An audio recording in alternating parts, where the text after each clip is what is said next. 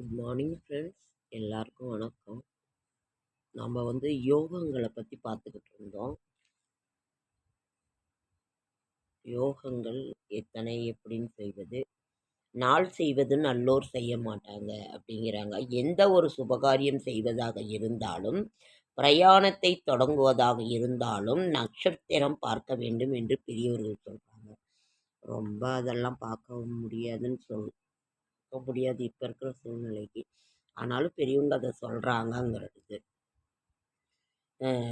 சொல்கிறார்கள். குறிப்பிட்ட நல்ல நாளில் கூட ராகு காலம் யமகண்டம் இல்லாத நல்ல வேளையில் காரியங்களை தொடங்க வேண்டும் என்பது வழக்கத்தில் இருந்து வருகிறது. ராகு காலம் அனைவருக்கும் தெரியும். ஆனால் அன்றாடம் உள்ள யமகண்ட காலத்தையும் கவனித்து அது இல்லாத வேளையில் நாம் சுபகாரியம் தொடங்க வேண்டும். இந்த யமகண்ட வேலையை கண்டுபிடிக்க எளிதான வழி. ஸ்ரீ மகாலட்சுமி உரிய நாளான வெள்ளிக்கிழமை அல்லவா? அன்றைய தினம் பகல் 3 மணிக்கு ஆரம்பித்து 4:30 மணி வரை அந்த வேலை இருக்கும். இதை ஆரம்பமாக கொண்டு முறையே அடுத்த கிழமைகளில் வரிசையாக 1.5 மணி நேரம் வீதம் குறைந்து கொண்டே வந்தால் அன்றைய தினம் அந்த நேரமாக வரும். வெள்ளிக்கிழமை 3 to 4:30, சனிக்கிழமை 1:30, அதாவது 1:30 to 3, ஞாயிற்றுக்கிழமை 12 to 1:30, திங்கட்கிழமை 10 to 12, செவ்வாய்க்கிழமை 9 to 10:30, புதன்கிழமை 7:30 to 9,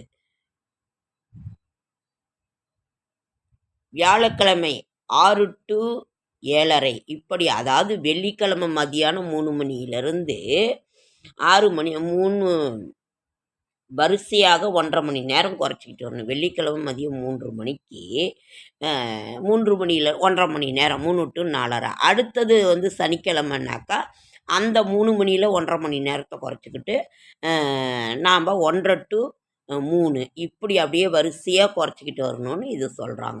இதை ஞாபகத்தில் வைத்துக்கொண்டு இந்த யமகண்ட வேலையை தவிர்த்து சுபகாரியங்கள் செய்வது நல்லது. நட்சத்திரங்களில் உருவாகும் இரவு நாளிகை பார்க்க வகையும் வரும். இரவு நேரங்களில் ஆகாய வீதியில் கோடிக்கணக்கான நட்சத்திரங்கள் ஜொலிக்கின்றன. இவற்றில் அஸ்வினி முதல் ரேவதி வரை 27 நட்சத்திரங்களே ஜோதிட நட்சத்திரங்கள். அதே மாதிரி இன்னொன்று இருக்கிறது தான் அந்த பிரம்ம முகூர்த்த வேலையில் அந்த முகூர்த்த நேரம்ங்கிறது இன்னொரு நட்சத்திரம் அதாவது இந்த ஒரு நட்சத்திரம் பிரம்மாவினோட நட்சத்திரம் தான். அந்த நட்சத்திர வேலையை அது ஒன்று இருக்குது. ஜோதிடப்பதி 27, வேதத்தின்படி 28 என்பதை கீழே. அஸ்வினி எந்த உருவில் இருக்கின்றன என்பது. அஸ்வினி அருமீன் குதிரை தலை போல் மேச்சுக்கடா திருக்கடிகையதாம். பரணி மும்மீன் எடுப்பு போக திறன்மிகு கடகத் தொருநார் காலம். கார்த்திகை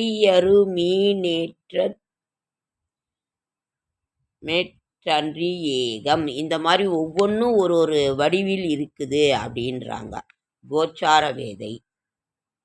இது என்ன திசா புத்தி பலன்களை என்ன செய்யறதுன்னு சொல்லிட்டு இருக்காங்க. பள்ளி சொல்லும் பலன், விதியை மாற்றும் வழி. விதியை மாற்ற வழினாக்கா, நமது புண்ணிய பூமியில் எத்தனையோ ரிஷிகள் இருக்கின்றார்கள். நம் மீது கருணை மழை பொழிந்திருக்கிறார். மழை போன்ற கஷ்டங்கள், பிரச்சனை, துன்பம் நம்மை எதிர்நோக்கி வராமல் காக்கின்றார்கள். அதாவது ஆழ்வார்கள், ஆச்சாரியார்கள்,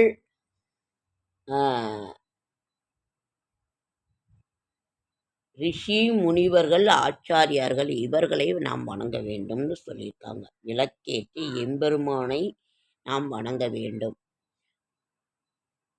ஸ்ரீ பாதுகா சகஸ்ரநாமம் என்ற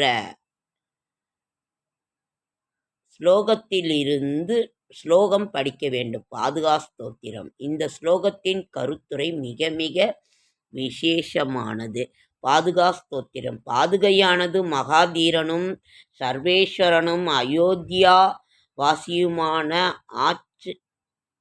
ஆச்சரியத்தக்க இடத்தில் மிகுந்த பிரீத்தியுள்ள ஹனுமான் ஸ்ரீராமனை தன்னால் ஏவத் தகுத்தபடி வைத்திருக்கிறது. தன்னுடைய சஞ்சார காலத்தில் கம்பீரமானதும் விசேஷமானதுமாக அடிக்கடி உண்டாவதுமான தன் நாதத்தில் தன் வாயை ஆவலுடன் எதிர்நோக்கிக் காத்திருக்கும் முன்கூட்டியே தெரிவித்து அவர்களுடைய நம்பிக்கையை உண்டுபண்ணி செல்லும் இடம் ஸ்ரீ பகவானை எழுந்தருளப் பண்ணிக்கொண்டு போகும் சுவாபம் உடையது என்று கூறி எம்பெருமானுடைய பாதுகையினுடைய சௌபாகிய குணத்தைப் பற்றி நமக்கு சுவாமி தேசிகன் நம்பிக்கை ஊட்டுகிறார். அதாவது பாதுகா ஸ்தோத்திரத்தை நாம் பாராயணம் பண்ணணும். விதியை மாற்றும் வழி நிறைய இருக்குங்க ஃப்ரெண்ட்.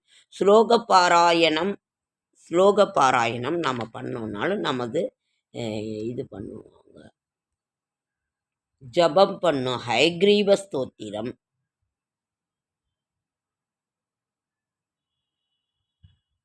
ஹயக்ரீவ ஸ்தோத்திரத்தை பாடி அவருடைய பாதத்தை நாம் சரணடைந்தாலும் நமது கஷ்டங்கள் விதியை மாற்றும் வழின்னு இந்த புக்கில் போட்டிருக்காங்க.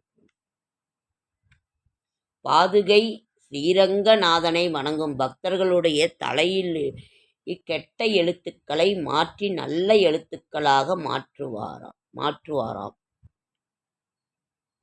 பிரபாவ பத்ததி,